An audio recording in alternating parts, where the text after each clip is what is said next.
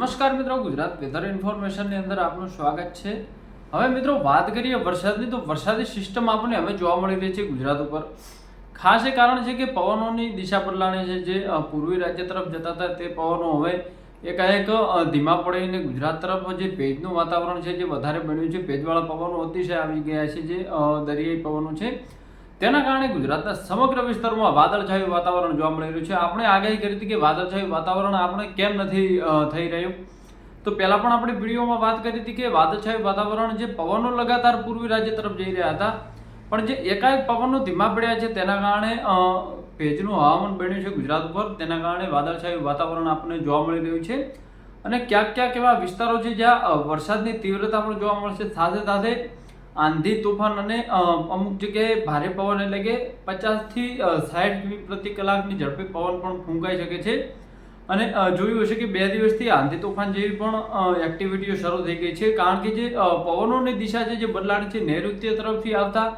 પવનો વધી ગયા છે, સાથે સાથે ઉત્તર તરફના જે પવનો છે જે આવવા લાગ્યા છે, જેના કારણે ગુજરાતમાં એવી સારી વેધર એક્ટિવિટી એટલે કે વાદળછાયું વાતાવરણ જોવા મળી રહ્યું છે, સાથે સાથે આંધી તોફાન પણ જોવા મળી રહ્યું છે। હવે મિત્રો વાત કરીએ પવનની, તો પવનની સ્થિતિ આપણે બહુ વધારે જોવા મળી રહી છે ગુજરાતના તમામ રાજ્યોમાં। 2 દિવસથી જે પવન છે જે 20 થી 20 કિલોમીટર આસપાસની ઝડપે પવન ફૂંકાઈ રહ્યો છે, સાથે સાથે જે આવનારા સમય છે તેમાં 1-2 દિવસ માટે આજે આપણે વાત કરી કે 29 મે આજે થઈ છે, પણ 30 મે સુધી થોડોક પવન ધીમો પડશે, કારણ કે હવે જે વરસાદી વાદળો બની રહ્યા છે તેના કારણે જે પવનની ગતિ છે જે થોડી ધીમી પડવાની શક્યતા છે, કારણ કે 30 મે એટલે કે 30 મેની સાંજથી લઈ અને 31 મે સુધી ગુજરાતના જે ઉત્તર ગુજરાતના ભાગો છે, પૂર્વી ગુજરાત છે અને મધ્ય ગુજરાતના ભાગો તરફ એક વરસાદી સિસ્ટમ આવી રહી છે, વરસાદી વાદળો આવી રહ્યા છે, તેના કારણે ઉત્તર ગુજરાતની વાત કરીએ તો ઉત્તર ગુજરાતમાં બનાસકાંઠાથી લઈ ધાનેરા, ડીસા, વાવ, થરાદ, દીવદરના અમુક વિસ્તારો, સાથે સાથે પાટણ, મહેસાણા, અમદાવાદ, દાહોદ, બોટાદ, હિંમતનગર અને સુરેન્દ્રનગરના અમુક વિસ્તારો અને નર્મદા જિલ્લાથી લઈ અને ઠેઠ સુરત સુધીના તમામ વિસ્તારો છે જ્યાં વરસાદની શક્યતા આપણને જોવા મળી રહી છે। પણ જે વરસાદની શક્યતા છે તેમાં પવનની સ્પીડ થોડી વધુ રહી શકે અને ગાજવીજ સાથે પવન પડી શકે, ગાજવીજ સાથે વરસાદ પડી શકે છે તેવી પણ શક્યતા આપણને જોવા મળી રહી છે। પણ જે આ વેધર એક્ટિવિટી છે જે 30 મેની રાતથી શરૂ થશે અને 31 મેની સવારે 10 થી 12 વાગ્યા સુધી આપણને જોવા મળશે। અમુક વિસ્તારોમાં 2 થી 3 વાગ્યા સુધી પણ આ વેધર એક્ટિવિટી જોવા મળે, પણ જે રાત્રિના સમયે આ વરસાદ જોવા મળશે, પણ વરસાદ નોર્મલી આવે તો આપણને કંઈ પણ વાંધો જોવા મળતો નથી। પણ જે ખેડૂતોનો બાજરીનો પાક તૈયાર થયો છે, કાપી અને લણણી ચાલુ છે, હાલ લણવાના ચાલુ છે ખેતરો, સાથે સાથે અમુક જે પાક જે તૈયાર થઈ ગયો છે તો તેને જલ્દી થ્રેશર દ્વારા કઢાવી અને એકઠું કરી લેવું, અને જે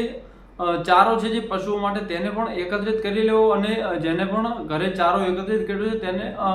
રાબેતા મુજબ ઢાંકી દેવો, કારણ કે અચાનક વરસાદ આવી શકે છે રાત્રિના સમયે, અને પછી રાત્રિના સમયે પવન અને ગાજવીજ સાથે બહાર ફરવું એ થોડુંક મુશ્કેલ ભર્યું હોય છે, કારણ કે ગાજવીજ સાથે પવનના વંટોળ આવતા હોય છે, તેના કારણે કંઈ પણ વસ્તુ ઉડી અને તમને વાગી શકે છે, તો તેની ખાસ તકેદારી રાખવી।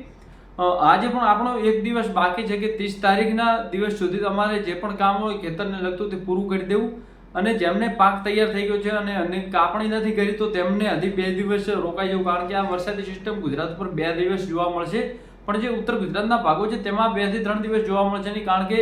30 મેની રાતથી લઈને 31 મે સુધી જોવા મળશે, તેની પછીનું હવામાન ક્લિયર જોવા મળશે। પણ જે પૂર્વી ગુજરાત છે જ્યાં અમુક વિસ્તારો અને દક્ષિણ ગુજરાતના અમુક વિસ્તારોમાં વેધર એક્ટિવિટી 3 તારીખ સુધી આપણને જોવા મળી શકે છે, 3 જૂન સુધી। અને જે મિત્રોને ખેતરો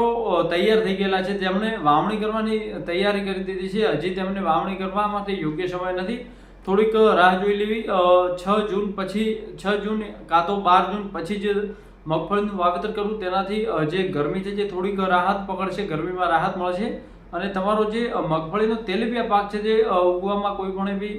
સમસ્યા ન રહે તેથી થોડીક તકેદારી રાખવી। મિત્રો આજ માટે બસ આટલું જ। વિડીયો પસંદ આવે તો લાઇક, શેર અને સબસ્ક્રાઇબ કરવાનું ભૂલશો નહીં। ધન્યવાદ।